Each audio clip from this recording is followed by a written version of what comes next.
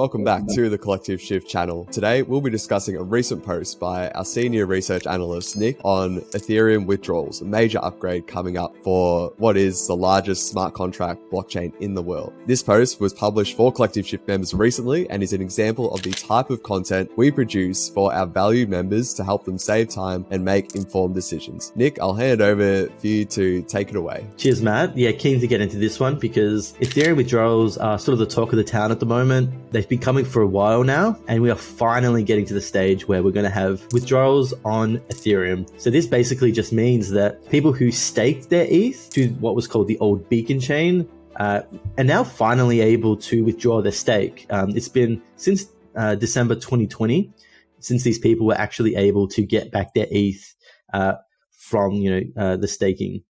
It's a big deal because a lot of people are worried about potential sell pressure. Because this ETH has been locked up for a few years now, and a lot of people are questioning whether there's going to be a lot of ETH hitting the market, a lot being sold onto the market, which could place pressure on price. So a lot to get into here, because I know I'm in the camp that maybe I'm not feeling like there will be a lot of sell pressure, maybe a positive overall for Ethereum. Yeah, sure, Nick. There's been a lot of talk about the price impacts, which we'll definitely get into. As you said, since December 2020, some of them, a lot has transpired in between then. A lot of ups and downs in price and just the overall state of the crypto industry and the Ethereum ecosystem. Could you just maybe walk through, some of these factors you discussed here for members in relation to your arguments that you put forward to, why you think sell pressure will be like pretty minimal, all things considered? Yeah, so my main analysis rests on the idea that there will be some sell pressure, but it will be quite minimal compared to what I think a few others in the industry may be saying, or some of those doom and gloom headlines, mainly because there will be this sell pressure from potentially, taxation things that they initially will get. People need to take profits to pay for taxes because, that ETH will be sort of a revenue generating event. And the fact that withdrawals are actually, and all the rewards are actually automatically withdrawn. So that's about 1 million ETH worth of value that will automatically be withdrawn into the market. Now, these have the idea to restake or to withdraw that totally or sell it. So that's why there will be some sell pressure, because a lot of these people are going to be selling their partial rewards that they've accumulated over the years. The reason why I don't think that it's going to be a particularly massive sell-side event, and is actually a positive, because it's this idea that withdrawals are finally here and it creates a lot more confidence and certainty in the market.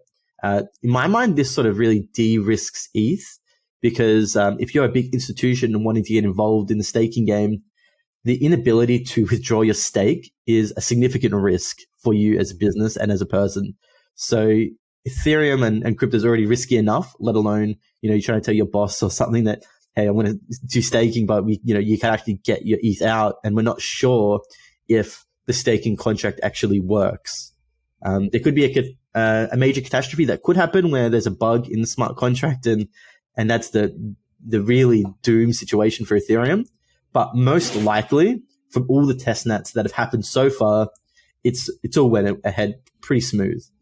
So this is going to be a major catalyst for me, why we're not going to see that massive sell-side event. Yeah, that's an excellent point. I don't think many people appreciate that de-risking. There's always, as you said, risk with any cryptocurrency, investing in it. But when it's something more like a bit technical, like Ethereum tends to be, every upgrade removes that extra bit of uncertainty as they get towards their goal of sort of trying to scale and be, capable to be used by the masses for a cheap transaction fee. So I suppose, could you then maybe, talk a bit more, Nick, about, why other reasons perhaps why you think, it's overblown, this whole, narrative, or not narrative, but these arguments people are putting forward, like, why, this upgrade will actually cause they reckon it will cause a big sell-off in ETH. Could you maybe just talk about another sort of, reason that you've been mulling over why you think it is a bit overblown, these arguments? Yeah, so outside of the clarity and de-risking of ETH, a few other major things to consider is that there are staking tokens available where people can get access to liquidity if they really need it. So if you're in trouble and needed out of your staking position, you could actually use these staking tokens, whether it's provide a loan on the back of it, whether take a loss on the difference between the peg. You could actually get your liquidity out and access liquidity now and in the last few years. So that's not too much of an issue then for people who really need the money. And we're also seeing that a lot of early stakers are long-term aligned.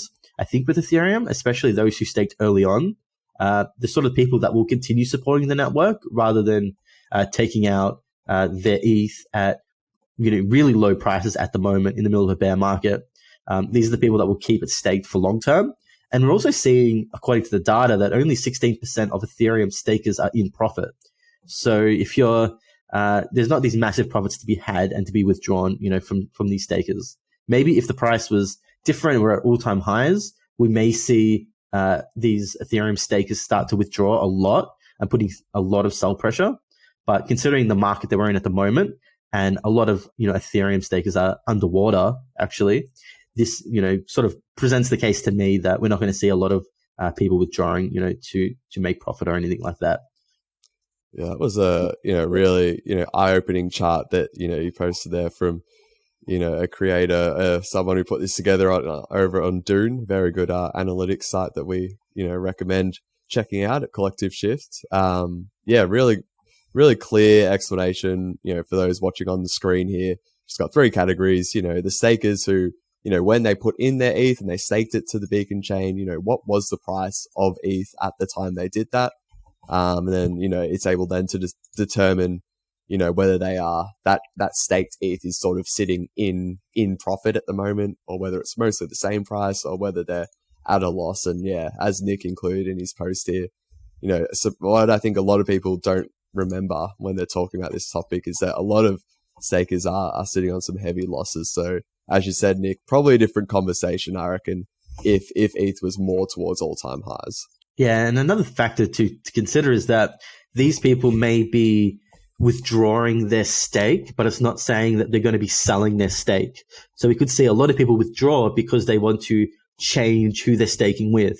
Perhaps we're going to have, there's a lot of centralization concerns about Lido and how much stake it has, that people may want to withdraw from Lido, but they may stay in the Ethereum ecosystem to stake with Rocket Pool or some of these other smaller providers to provide, I think, greater decentralization to the network and promote, this move away from centralization.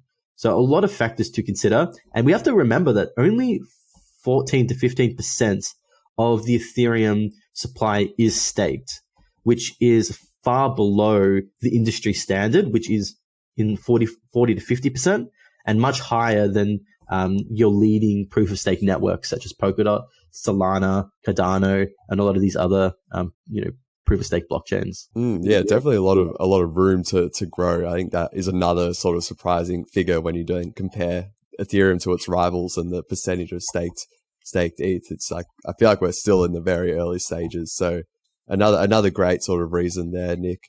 I suppose in wrapping it up, when is this upgrade sort of expected to arrive? I know they've been testing it for a while. Yeah, so hopefully by the time this video goes to air, they have not announced the date, but at the moment, the date is, there's no fixed date at the moment, but the final testnet on Guli has went live.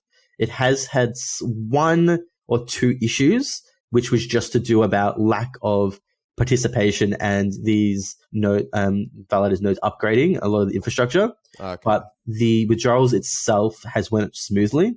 Yeah. So I think we could start to see in the next next week or so a mainnet date. At the moment, it's looking like April, mid to late April. Yeah, no, exciting stuff. And then, I know that you've got a post coming out relatively soon. I think life after this upgrade for Ethereum. There's still a lot to go on. Maybe just at a high level, just like a few sentences about what is next for Ethereum as we sort of just wrap things up here. After this upgrade. Yeah, because that's one of my takeaways as well, is that it's finally leaves the merge chapter of Ethereum done and dusted. It was the final thing needed to complete the merge. And now we're going to be seeing developers start to shift focus away from withdrawals and dedicate 100% of their time into other Ethereum upgrades. So at a high level, one to look out for is EIP 4844, which is simply helping the scaling problem for Ethereum. Then we have other potential UI issues that may be tackled, trying to abstract a lot of the confusion around wallets away and make it a better user experience, as well as tackling perhaps network centralization.